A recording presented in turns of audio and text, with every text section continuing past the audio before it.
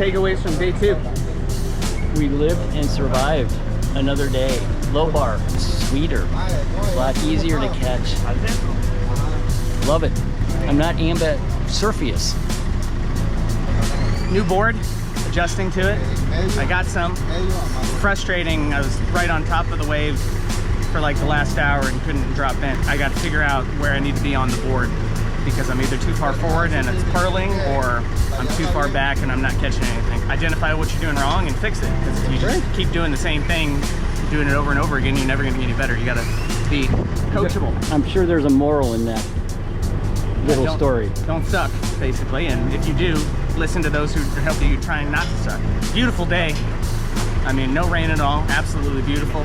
I think that this board was better than the one we're using. I definitely think so. Scrape some wax off the nose and mount this. Frustrated today. I'm sure I'm showing it. It's still early in the week. We got a lot of days left, and you get better every day. Damn, I love that.